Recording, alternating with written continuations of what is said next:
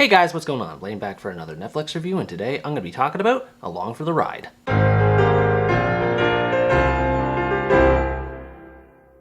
Along for the Ride is an American teen romantic drama based on the novel of the same name, and tells the story of Auden, a young woman who's about to move into the next stage of her life as she graduates high school and prepares for college. She decides to stay at her dad's hometown of Colby for the summer, where she meets a young man named Eli. The two hit things off with each other fairly quickly, as Eli learns of how sheltered a life Auden was living before coming to Colby, and he decides to start off a quest of things for Auden to do so that she can do all the things she missed out on while growing up. In doing so, she learns how to live a carefree life while developing an inevitable romance. There haven't been very many good teen-oriented romance movies that have come out on Netflix as of late, but this is one that is at least passable. It still suffers from predictability associated with the genre, but it has some good messages behind it, and its overall presentation is quite charming. Auden took a while for me to connect with, but for the most part I thought she was a solid lead. She doesn't have much of a personality, but this can be partly excused due to how she was raised as a child, having never had the chance to do something as mundane as riding a bike or going out to parties. This does make her a sympathetic character to a certain extent, especially as her relationship with her mother is explored later on, but there were many times where her naivete wasn't believable, like how she supposedly never heard of the game Connect 4, for example. It just seemed weird with how little she knows at her age about the world outside of her bubble, especially as these moments start to add up. Her most notable characteristic is the fact that she's an insomniac and has to keep busy with something like reading while others are asleep. Again, this didn't seem like much of a focal point at first, but over time one can see how lonely she is because of it, and the fact that she does try to come out of her shell in this regard, even if only a little bit,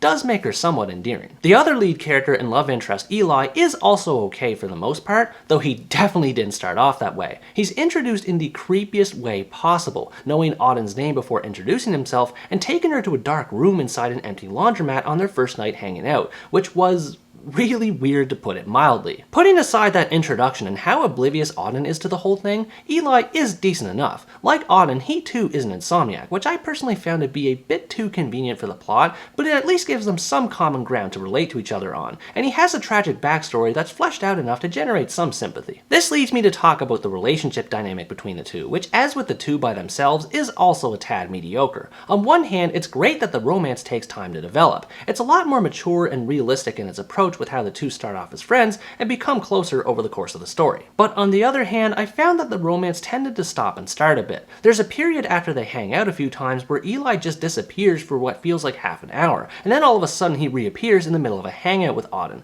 The build-up between the two didn't always feel consistent. There's also a lot of identity-related drama that occurs between the two that I didn't really care for. It's not necessarily pointless, as Auden does have to break free from her mother's idealism and Eli has to come to terms with his grief, but their arguments feel unnatural, even manufactured, to the point of them being there simply because the plot demands conflict. The quest that the two take part in is also kind of underwhelming with how it plays out. It takes a while for it to even happen in the first place, and it mostly consists of things like riding around in shopping carts or trespassing in a lighthouse, which isn't exactly riveting. Auden doesn't even seem all that interested in the quest in the first place. Eli is the one who has to initiate everything, and she keeps flip-flopping between being for it and not wanting anything to do with it. It made it hard for me to become invested in this quest when Auden wasn't, even as she starts to come out of her shell. This being said, the quest and everything else that happens in the movie does a good job at capturing the essence of youth who are transitioning into adulthood. Whether they're riding bikes or going to parties, there's a sense of fun and carefreeness that comes with the story, especially with how Auden tries to enjoy these qualities before she's thrust back into responsibility. This is juxtaposed with one of the movie's central themes, in the form of parental expectations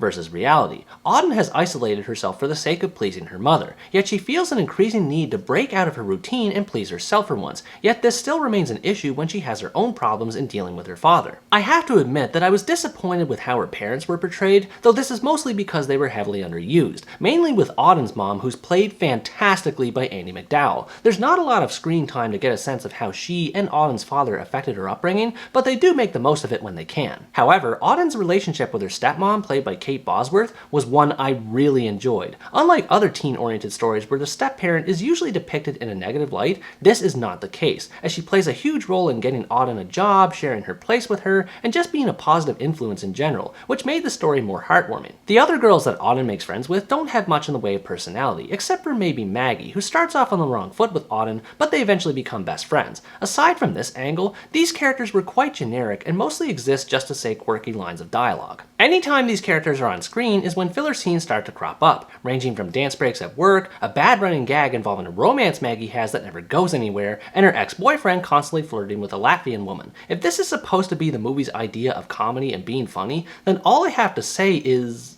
it's not. To be fair though, there's not a ton of filler in this movie, and most of it is tolerable thanks to the variety of its soundtrack. It features a mix of slow, upbeat pop tracks to fast-paced rock songs. Even during the more dramatic moments of the story, the soundtrack has an energy about it that pairs well with the youth-centered plot. I also have to say that the coastal setting in which it takes place is quite interesting. While it's not exactly the small town that Auden makes it out to be in her narrations, it still adds a unique flavor to the experience, thanks to the beautiful cinematography of the ocean and seaside town scenery. While the setting is unique and the music is enjoyable, it ultimately comes down to being the same tired young adult / teen experience as always, with a few twists. The BMX scenes are entertaining to a point, but this doesn't change how ordinary Auden and Eli's arc feels in the long run. Overall, Along for the Ride is an average teen romance flick that is somewhat engaging with how its romance proceeds, but it never strives for anything more beyond being typical fare. If you like teen or young adult oriented stories and you're looking for the latest adaptation taking place in the romance genre, you might enjoy checking this one out. I appreciate the efforts put forth by the cast and their performances, as well as the unique visual style, but this is one story that feels more familiar than fun, which affected my ability to enjoy it.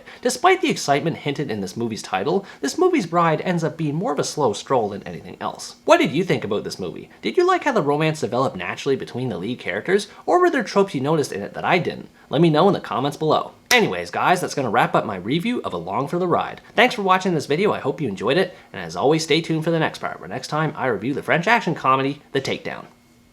Bye bye!